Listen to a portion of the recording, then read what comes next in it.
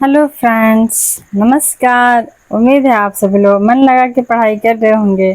तो चलिए हम लोग बिहार सीरीज का बिहार ज्योग्राफी स्टार्ट किए हैं, उसमें पढ़ते हैं। अगला जो हम लोग का हेडिंग है उसको तो देखते हैं। शेर शाह सूरी का मकबरा, जो पिछले वीडियो में यहीं तक ख़त्म हो गया था, वहीं से स्टार्ट करते हैं। शेर शाह सूरी का मकबरा बिहार के रोहतास जिले के सासाराम में है और इस मकबरे का निर्माण कार्य शेर शाह ने खुद शुरू करवाया था और शेर शाह के मृत्यु के लगभग 3 महीने बाद 1545 ईस्वी में उनके बेटे और उत्तराधिकारी इस्लाम शाह ने इसे पूरा करवाया था। इस संरचना के मुख्य वास्तुकार हैं अलावल खान। तो शेर शाह मकबरा के वास्तुकार कौन है? अलावल खान। यह खूबसूरत मध्ययुगीन संरचना बढ़िया बलुआ पत्थर से बनी है। मकबरे के कक्ष में हसन खान सूरी सहित 25 कब्रें हैं। हसन खान सूरी के साथ 25 कब्रें इस मकबरा में दफन हैं। नेक्स्ट है कि शेर शाह की कब्र के चारों ओर उनके 24 हम वतन हैं। उनके जो कब्र है शेर शाह की, उनके चारों ओर उनके 24 हम वतन हैं। शेर शाह के मकबरे से आधा किलोमीटर की दूरी पर उनके बेटे असलम शाह की कब्र है। उनसे 500 मीटर की दूरी पे असलम शाह का कब्र है। यह भव्य है लेकिन अधूरी है। इस स्थान के पास अलावल खान की भी कब्र है, जिन्होंने इसका डिजाइन किया था, उनकी भी कब्र है, जो शहर के बाहरी इलाके में इन निर्माणों के अधीक्षक थे। आगे देखते हैं माँ तारा चंडी मंदिर। तो माँ तारा चंडी मंदिर जो है 51 शक्तिपीठों में से एक शक्तिपीठ है। यह मंदिर सासाराम से 4 किलोमीटर की दूरी पर एक गुफा में स्थित है। ऐसा कहा जाता है कि माँ तारा चंडी की दाहिनी आंख यहाँ गिरी थी।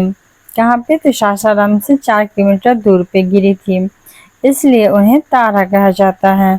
और देवी ने चंड का वध किया, इसलिए उन्हें चंडी कहा जाता है। इसीलिए इस स्थान को माँ तारा चंडी मंदिर के नाम से भी जाना जाता है। इस मंदिर में देवी तारा चंडी की मूर्ति एक बालिका के रूप में है, जो मंदिर का सबसे आकर्षक हिस्सा है। नेक्स्ट है पॉइंट कि तारा चंडी मंदिर सद्भाव का प्रतीक है, क्योंकि यह सद्भाव का प्रतीक है क्योंकि मंदिर एक ही परिसर में एक मस्जिद के पास है। ऐसा नज़ारा सिर्फ यहाँ ही देखने को मिलता है कि मंदिर के पास में ही मस्जिद भी हो। तारा चंडी धाम में एक छोटी सी गुफा के अंदर माँ तारा चंडी की मूर्ति दिखाई देती है। गुफा के ऊपर एक मंदिर बना हुआ है। मंदिर में वध क्षेत्र, नारियल चढ़ाने का क्षेत्र और मुख्य गर्भगृह दिखाया गया है। तो इस मंदिर का संरचना कैसा है? तो इसमें वध क्षेत्र है, जहाँ पे उन्होंने तारा ने चंडी का वध किया था, और नारियल चढ़ाने का क्षेत्र मुख्य गर्भगृह है। आगे देखते हैं रोहतासगढ़ किला। तो रोहतासगढ़ किला का ऐतिहासिक किला रोहतास जिला में स्थित है। अभी हम रोहतास जिला ही कवर कर रहे हैं कि उसमें क्या क्या चीजें हैं प्राकृतिक रूप से और धार्मिक रूप से। यह प्राचीन और गौरवशाली किला कैमूर पहाड़ियों की चोटी पर स्थित है। जो रोहतासगढ़ किला है ना, वो कैमूर पहाड़ियों की चोटी पर स्थित है। आगे है कि बिहार में कहा जाता है कि ऐतिहासिक किले का नाम राजा हरिश्चंद्र के पुत्र रोहिताश्व के नाम पे पड़ा है। इतिहासकारों का जबकि कहना है कि राजा कई वर्षों तक किले में रहे, उसके बाद दुश्मन राज्यों द्वारा उनकी जान को खतरा पैदा हो गया।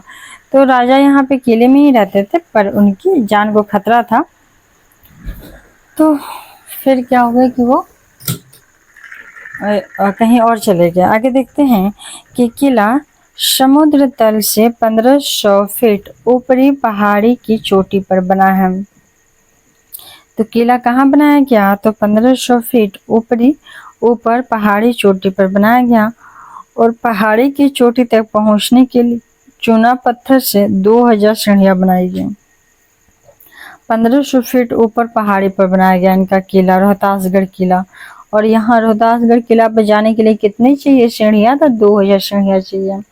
अब रोहतास जिला कवर करने के बाद हमारा नेक्स्ट जिला स्टार्ट होता है सीतामढ़ी।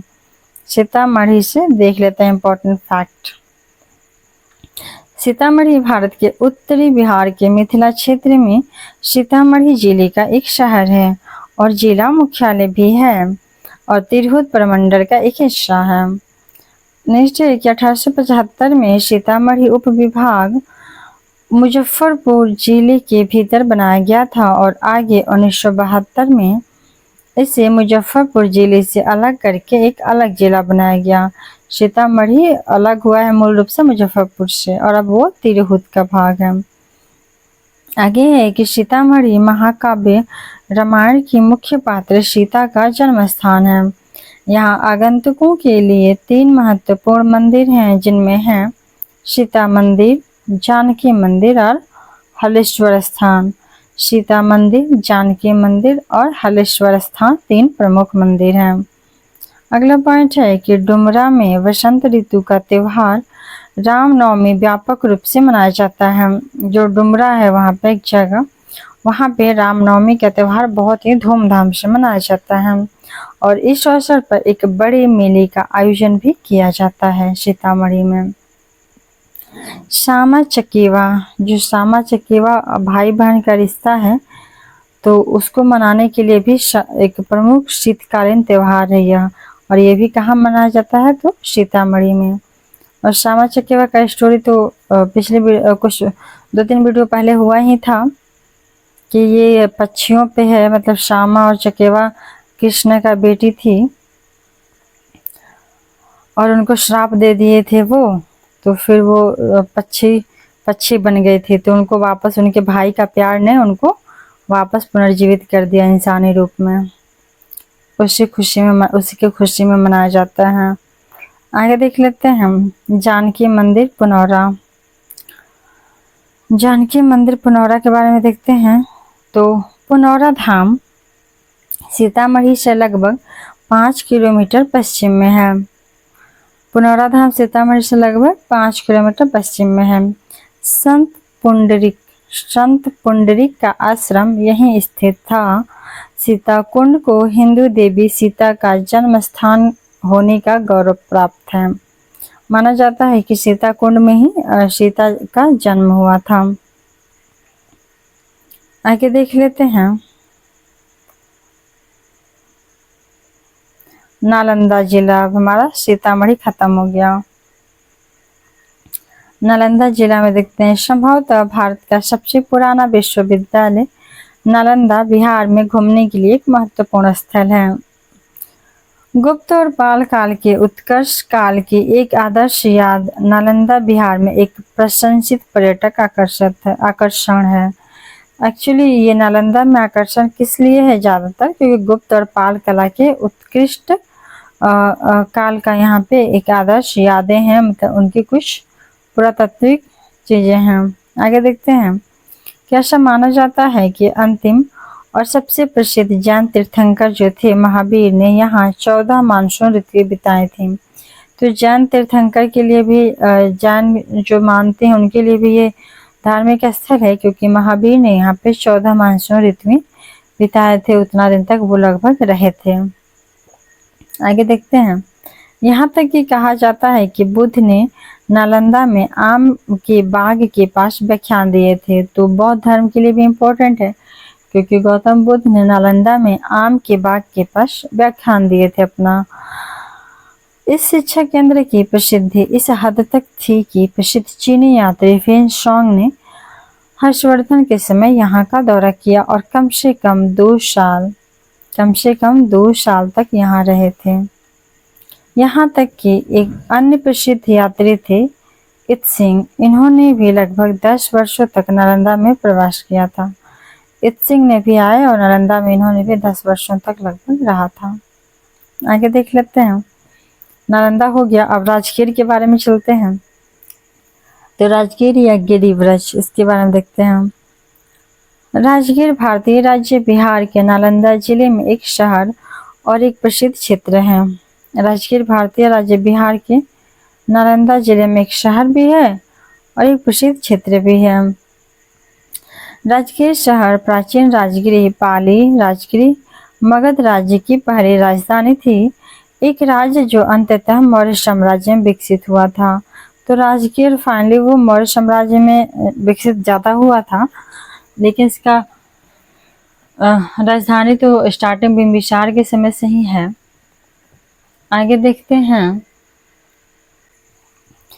इसकी उत्पत्ति की तिथि अज्ञात है, हालांकि शहर में लगभग 1000 BC के मिट्टी के बर्तन पाए गए हैं।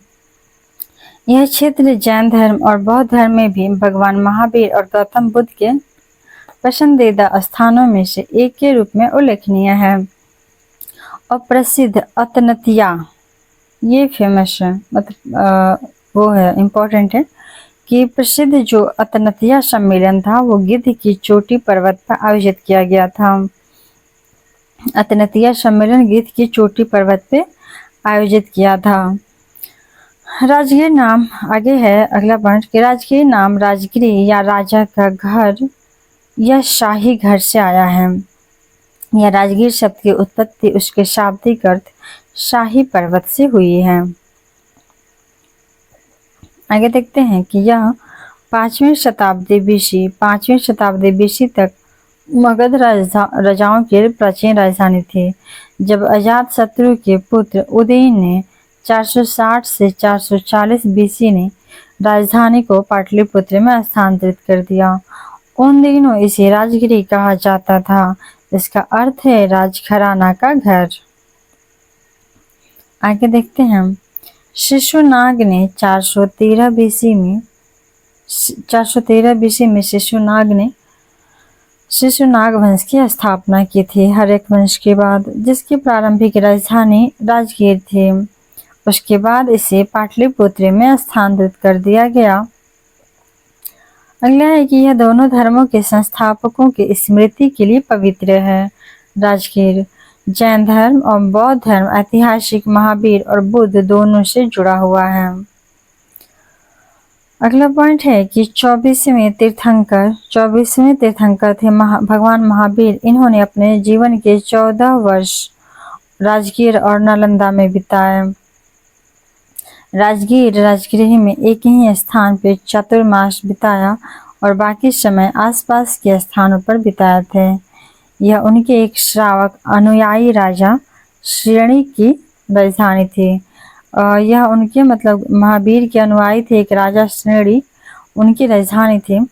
इस प्रकार राजगीर जैनियों के लिए एक बहुत ही महत्वपूर्ण धार्मिक स्थल है। माना जाता है कि 20वें जैन तीर्थंकर जो थे मुनीश्व्रत, 20वें जैन तीर्थंकर कौन थे? तो मुनीश्व्रत। तो मुनीश्व्रत का जन्म भी यहीं पे हुआ था। मुनीश्व्रत का जन्म जो 20वें तीर्थंकर हैं उनका जन्म कहाँ हुआ था? राजगीर में हुआ था। मुनीश्व्रत भगवान को समर्पित एक प्राचीन मंदिर लगभग 1200 वर्ष पुराना भी यहाँ कई अन्य जैन मंदिरों के साथ मौजूद है। और यह मंदिर भगवान मुनीश्वरनाथ के 4 कल्याणकों का भी स्थान है। तथा जैन के 20वें जो तीर्थंकर थे मुनीश्व्रत, उनका जन्म हुआ था और उनके उस जगह पर उनका एक मंदिर भी है, प्राचीन मंदिर भी है, और 14 साल तक रहे थे भगवान महावीर भी। आगे देखते हैं। विश्व शांति स्तूप बहुत ही फेमस है विश्व में, तो विश्व शांति स्तूप के बारे में जानते हैं। विश्व शांति स्तूप विश्व शांति शिवालय एक लोकप्रिय बौद्ध तीर्थ स्थल है। तो विश्व शांति स्तूप कैसा है? तो वो बौद्धिक है, मतलब गौतम बुद्ध से जुड़ा हुआ है। आगे देखते हैं कि यह रत्नागिरी पहाड़ी पर स्थित है। तो जो बौद्ध शांति स्तूप है वो कौन सी पहाड़ी पे स्थित है? तो यह है रत्नागिरी पहाड़ी पे। यह एक सफेद सुंदरता है जो भगवान बुद्ध की 4 स्वर्ण प्रतिमाओं के माध्यम से बुद्ध के जीवन के 4 चरणों को दर्शाती है। यह 4 स्वर्ण प्रतिमाओं के माध्यम से बुद्ध के जीवन के 4 चरणों को दर्शाती है।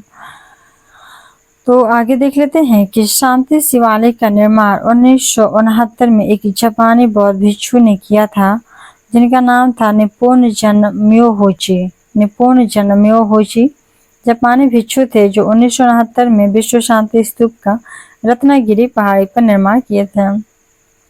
यह स्तूप दुनिया का सबसे ऊंचा शांति शिवालय है। कोई भी पूछ सकता है क्वेश्चन कि दुनिया का सबसे ऊंचा शांति शिवालय कौन है, तो यह विश्व शांति स्तूप जो रत्नागिरी पहाड़ी पे है और इसे शांति और सद्भाव का प्रतीक माना जाता है।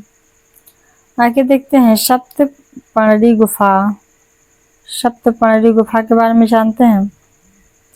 सप्तपर्णी गुफा, जिसे सप्तपर्णी गुफा या सप्तपानी गुफा भी कहा जाता है, राजगीर जो बिहार भारत से लगभग 2 किलोमीटर दक्षिण पश्चिम में एक बौद्ध गुफा स्थित है। मतलब राजगीर जो मेन है ना, वहां से 2 किलोमीटर दक्षिण पश्चिम साइड में सप्तपर्णी गुफा है। यह एक पहाड़ी में समाहित है। जो ये गुफा है, पहाड़ी गुफा है तो ऑब्वियस बात है कि वो पहाड़ी के अंदर ही रहेगा। तो सप्तपर्णी गुफा बौद्ध परंपरा में महत्वपूर्ण है क्योंकि कई लोग मानते हैं कि यह वह स्थान है जहां बुद्ध ने अपनी मृत्यु से पहले कुछ समय बिताया था। तो बुद्ध ने अपनी मृत्यु से पहले कुछ समय पहले कहाँ बिताए थे? सप्तपर्णी गुफा में, जो राजगीर में एक पहाड़ी पे स्थित है और जहां बुद्ध की मृत्यु के बाद पहली बौद्ध परिषद आयोजित की गई थी।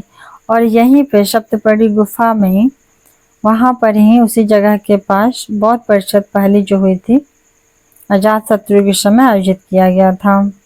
आगे देखते हैं। यहाँ कुछ 100 भिक्षुओं की एक प्रसिद्ध परिषद ने आनंद और उपाली को नियुक्त करने का फैसला किया। तो वहां पे सप्तपर्णी गुफा के पास कुछ 100 भिक्षुओं की एक परिषद ने आनंद, जो बुद्ध के चचेरे भाई थे, आनंद चचेरे भाई थे बुद्ध के, और उपाली, इन लोगों को नियुक्त किया गया, जिनके बारे में माना जाता है कि उनकी याददाश्त अच्छी थी। और जो उपाली और आनंद की याददाश्त अच्छी थी और वे उत्तर भारत में बुद्ध के उपदेशों के दौरान उनके साथ थे ताकि भविष्य की पीढ़ियों के लिए बुद्ध की शिक्षाओं की रचना की जा सके। तो आनंद और उपाली के बारे में कहा जाता है कि उनकी याददाश्त अच्छी थी, वह बुद्ध के सभी उपदेशों को जानते थे और इसीलिए पहली बौद्ध संगति हुई कि उनके उपदेशों का संग्रह किया जा सके ताकि भविष्य के लिए पीढ़ियों को काम आएगी। आगे देखते हैं। जब बुद्ध ने कभी अपनी शिक्षाओं को नहीं लिखा था। सप्तपर्णी गुफाओं की बैठक के बाद आनंद ने अपनी स्मृति से बुद्ध की शिक्षाओं की एक मौखिक परंपरा बनाई थी, जिसकी शुरुआत उन्होंने इस प्रकार मैंने एक अवसर पे सुना है से की। उपाली को निकाय अनुशासन या भिक्षुओं के लिए नियम सुनाने का श्रेय दिया जाता है, क्योंकि आनंद ने क्या किया था कि गौतम बुद्ध की जो शिक्षा थी उसको एक मौखिक परंपरा बनाई कि इसका कैसे शुरुआत किया जाए और इसका कैसे संकलन किया जाए। और उपाली ने क्या किया कि भिक्षुओं के लिए जो नया नियम है उसको सुनाने का श्रेय दिया जाता है, क्योंकि उपाली ने बताया कि उनके भिक्षुओं को कैसे रहना है, क्या करना है, नहीं करना, उनके लिए नियम कानून तय किए। आगे देखते हैं। जरासंध का अखाड़ा। तो मगध के महान प्रतापी राजा जरासंध की राजधानी गिरिवरस थी, जिसे आज राजगीर के नाम से जाना जाता है। महाभारत के अनुसार भीम ने जरासंध से युद्ध किया था। और भीम ने जरासंध के शरीर को 2 टुकड़ों में फाड़ दिया था और उसे फिर से रोकने के लिए 2 विपरीत दिशाओं में फेंक दिया था। और इस तरह इस प्रक्रिया में जरासंध को सफलतापूर्वक मार दिया गया। आगे है सोन भंडार गुफा, और इसीलिए वो फेमस है। जरासंध का अखाड़ा जो कहाँ स्थित है? राजगीर में। नेक्स्ट है सोन भंडार गुफा। तो सोन भंडार गुफा के बारे में जानते हैं। सोन भंडार गुफाएं, जिन्हें सोन भंडार भी कहा जाता है, जैन धर्म से संबंधित 2 कृत्रिम गुफाएं हैं। पहले आजीविकों के लिए जो भारत के बिहार राज्य के राजगीर में स्थित थे। आगे देखते हैं कि गुफाओं को आमतौर पर 3री या 4थी BC का माना जाता है, जो सबसे बड़ी गुफा में पाए गए समर्पण शिलालेख पर आधारित है, जिसमें 4ठी शताब्दी BC की गुप्त लिपि का उपयोग किया गया है। हालांकि कुछ लेखकों ने सुझाव दिया है कि गुफाएं वास्तव में 319 से 180 बीसी तक मौर्य साम्राज्य की अवधि की हो सकते हैं। कुछ लेखकों ने सुझाव दिए हैं कि गुफाएं वास्तव में 319 से 180 बीसी तक मौर्य साम्राज्य की अवधि की हो सकती हैं। जो स्वर्ण भंडार गुफाएं हैं, स्वर्ण भंडार गुफाओं की मुख्य गुफा जो है वो नुकीली छत के साथ आयताकार है और प्रवेश द्वार समलंबाकार है। जो बराबर गुफाओं भारत की पहली कृत्रिम गुफा 3री शताब्दी बीसी की है, इसकी संरचना की याद दिलाता है। तो जो स्वर्ण भंडार गुफा है ये बराबर की गुफा का याद दिलाता है, क्योंकि बराबर की गुफाएं भारत की पहली कृत्रिम गुफाएं थीं, ये 3री शताब्दी की थीं। आगे देख लेते हैं, मौर्य पॉलिश और फिनिश की गुणवत्ता पर भी बहुत घटिया है। मौर्य पॉलिश और फिनिश की गुणवत्ता फिर भी बहुत घटिया है। स्वर्ण भंडार का पत्थर बराबर गुफाओं के ग्रेनाइट की तुलना में बहुत कम कठोर है। जो स्वर्ण भंडार का पत्थर है ना, वो ग्रेनाइट जो आजीव बराबर गुफा में बना था ग्रेनाइट के पत्थरों से, उससे ज़्यादा कम कठोर मुलायम है अर्थात, और इसलिए इसके लिए उतनी मेहनत और तकनीक की आवश्यकता नहीं थी और आसानी से इसको पॉलिश कर दिया गया। आगे देखते हैं, मलिक इब्राहिम बयां का मकबरा। तो मलिक इब्राहिम बयां का मकबरा के बारे में जानते हैं, जो राजगीर में ही है। मलिक इब्राहिम बयां का मकबरा पीर पहाड़ी जो है बड़ी पहाड़ी पर है। पीर पहाड़ी बड़ी पहाड़ी पर है। चट्टानी पहाड़ी के ऊपर बना एक सुंदर प्राचीन मकबरा है। प्राचीन चट्टानी पहाड़ी के ऊपर बना एक सुंदर प्राचीन मकबरा है। पास में खंडहर है, जिन्हें जरासंध जेल के खंडहर माना जाता है। आगे देखते हैं कि पहाड़ी की चोटी से सुंदर प्राकृतिक दृश्य बहुत आकर्षक हैं। पहाड़ी की चोटी से दृश्य जो देखते हैं बहुत आकर्षक होते हैं। अब ये सही है सब चीजें। आगे देखते हैं, राजगीर में अंतर्राष्ट्रीय सम्मेलन केंद्र। तो राजगीर में अंतर्राष्ट्रीय सम्मेलन केंद्र के बारे में जानते हैं। अंतर्राष्ट्रीय सम्मेलन केंद्र सम्मेलन गतिविधियों की सुविधा के लिए बिहार में पहली सार्वजनिक इमारतों में से एक है। सम्मेलन केंद्र का स्वरूप स्तूप के स्वरूप से प्रेरित है। जो सम्मेलन केंद्र है ना, उसका स्वरूप स्तूप के स्वरूप से प्रेरित है। कन्वेंशन हॉल का गुंबद हॉल के वर्षों में सबसे बड़े गुंबदों में से एक है। जो कन्वेंशन हॉल है उसका गुंबद हॉल के वर्षों में सबसे बड़े गुंबदों में से एक है, जिसका स्पष्ट विस्तार 43.26 मीटर है। साइट पर गुंबद की ढलाई परियोजना की सबसे चुनौतीपूर्ण और दिलचस्प विशेषता थी। गुंबद की ढलाई के लिए विस्तृत स्केच चित्र तैयार किए गए और निष्पादन के लिए तैयार किए गए हैं। आगे देखते हैं, राजगीर में घोड़ा कटोरा झील। राजगीर में घोड़ा कटोरा झील के बारे में जानते हैं। तो राजगीर में घोड़ा कटोरा झील, यह एक झील है जो खूबसूरत पहाड़ियों से घिरी हुई है। राजगीर का घोड़ा कटोरा झील खूबसूरत पहाड़ियों से घिरी हुई है। यह विश्व शांति शिवालय के पास है। यह विश्व शांति शिवालय के पास है। चूंकि यह क्षेत्र भी भगवान बुद्ध से जुड़ा हुआ है, इसलिए बिहार सरकार ने इसे भारत में बुद्ध की सबसे बड़ी मूर्ति और दुनिया में शीर्ष 5 में से एक बनाने का फैसला किया है। इसकी ऊंचाई है 200 फीट और इसे पूरा होने में 3 से 4 साल लगेंगे। राजगीर का जो घोड़ा कटोरा झील है उसको पूरा होने में 3-4 साल लगेगा। 200 फीट का ऊंचा है और ये भगवान बुद्ध से जुड़ा हुआ है। आगे देख लेते हैं, पांडु पोखर राजगीर। पांडु पोखर राजगीर में है। तो सुंदर उद्यानों से लेकर ओपन एयर थिएटर तक राजा पांडु के 37 फीट ऊंची कांस्य प्रतिमा के सामने एक तालाब से लेकर हर्बल भूल भुलैया तक यह प्रकृति का आनंद लेने और प्रशंसा करने की जगह है। हमारा राजगीर इसी के साथ खत्म होता है और अगला हमारा जिला स्टार्ट होता है वैशाली। और वैशाली के बारे में देखते हैं हम।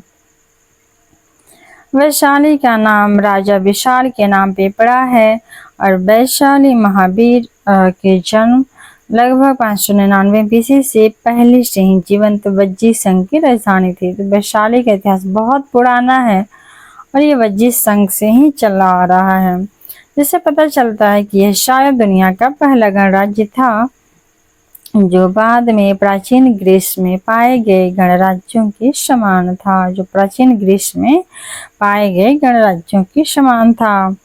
अशोक स्तंभ। अशोक के स्तंभ भारतीय उपमहाद्वीप में फैले स्तंभों की एक श्रृंखला है जिसे मौर्य राजा अशोक ने अपने शासनकाल के दौरान लगभग 268 से 232 BC तक बनवाया था, या कम से कम उन पर शिलालेख अंकित थे। आगे देखते हैं कि उनके द्वारा बनवाए गए स्तंभों में से 20 अभी भी बचे हुए हैं, जिनमें उनके शिलालेखों के शिलालेख भी शामिल हैं। जानवरों की टोपियों वाले केवल कुछ ही बचे हैं, जिनमें से 7 पूर्ण नमूने ज्ञात हैं। दो स्तंभों को फिरोज शाह तुगलक ने दिल्ली में स्थानांतरित कर दिया था। बाद में मुगल साम्राज्य के शासकों द्वारा कई स्तंभों को स्थानांतरित कर दिया गया, जिनमें से जानवरों की टोपियों को हटा दिया गया था और 12 से 15 मीटर ऊंचे और प्रत्येक का वजन 50 टन तक था। इन स्तंभों को कभी कभी सैकड़ों मील तक घसीटकर उस स्थान तक लाया जाता था जहां उन्हें खड़ा किया गया था। चलिए आगे बढ़ते हैं। कुल मिला के ये कहने का इसका कि 2 स्तंभ को फिरोज शाह तुगलक और बहुत सारे को मुगलों द्वारा इधर उधर स्थानांतरित कर दिया गया, जो यहाँ पे बहुत सारे स्तंभ थे वज्जी में, वैशाली में। आगे देखते हैं।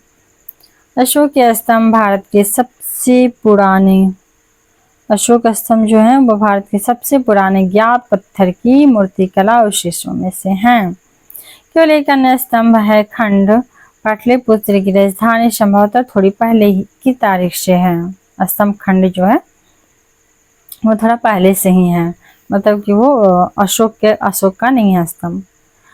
आगे देखते हैं। ऐसा माना जाता है कि 3री शताब्दी BC से पहले भारत के वास्तुशिल्प निर्माणों के लिए पत्थर के बजाय लकड़ी का उपयोग मुख्य सामग्री के रूप में किया जाता था। तो जो 3री शताब्दी था अशोक का समय, उससे पहले संभवतः लकड़ी का प्रयोग होता था शिलालेखों या स्तंभों के रूप में, उसके बाद पत्थर का। लकड़ी का उपयोग हो गया और हो सकता है कि फारसियों और यूनानियों के साथ बातचीत के बाद पत्थर को अपनाया गया। और ये भी कयास लगाया गया है कि हो सकता है कि फारसी यूनानी से जब बात होने लगा, जब वो आने लगे, तो उसके बाद यहाँ पे लकड़ी के बजाय पत्थर का उपयोग होने लगा। आगे देखते हैं कि स्तंभ से अशोक की सिंह राजधानी का एक ग्राफिक प्रतिनिधित्व 1950 में भारत के आधिकारिक प्रतीक के रूप में अपनाया गया था। जो स्तंभ है उसे स्तंभों से अशोक की सिंह राजधानी का एक ग्राफिक प्रतिनिधित्व 1950 में भारत के आधिकारिक प्रतीक के रूप में अपनाया गया था। आगे देखते हैं। तो जो वही है सारनाथ में है सिंह, उसका चिन्ह है जो हमारा राष्ट्रीय चिन्ह बनाया गया 1905 में अपना लिया गया 50 में। आगे देखते हैं। 1905 बोला गया 1950। आगे देखते हैं। लिच्छवी स्तूप, मिट्टी का स्तूप। लिच्छवी स्तूप या मिट्टी का स्तूप, इसके बारे में देखते हैं। लिच्छवी स्तूप वैशाली के जिला मुख्यालय हाजीपुर से 35 किलोमीटर दूर अभिषेक पुष्करणी तालाब के पास है। आजकल यह पवित्र स्थान बुद्ध अस्थि कलश स्थल के नाम से जाना जाता है। लिच्छवियों ने ईसा पूर्व 5वीं शताब्दी में वैशाली में भगवान बुद्ध के पवित्र पार्थिव अवशेषों के 8वें भाग के साथ लिच्छवियों के स्तूप का निर्माण करवाया था। आगे पॉइंट है कि 1958 से 1962 में एक पुरातात्विक उत्खनन में यह स्तूप प्रकाश में आया।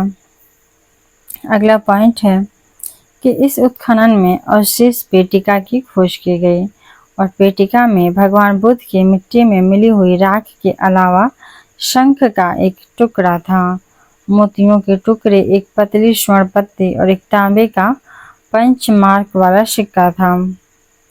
आगे देखते हैं कि 1972 से भगवान बुद्ध के पवित्र अवशेष को पटना संग्रहालय में सुरक्षित रखा गया है। शांति स्तूप, इसके बारे में जानते हैं। तो विश्व शांति स्तूप का निर्माण सौधर्म पुंडरीक सूत्र कमल सूत्र की शिक्षा के अनुसार प्रेम और शांति का प्रसार करने तथा पृथ्वी पर शुद्ध भूमि बनाने के लिए किया गया है। द्वितीय विश्व युद्ध के अंत में जापान के हिरोशिमा और नागासाकी में परमाणु बमों की त्रासदी को देखने के बाद वैशाली में विश्व शांति स्तूप का निर्माण निप्पोन्जन मयोजी और राजगीर बुद्ध विहार सोसाइटी द्वारा किया गया है। भारत और जापान के भक्तों के योगदान के माध्यम से भगवान बुद्ध के अवशेषों को स्तूप के नींव और शीर्ष पर स्थापित किया गया।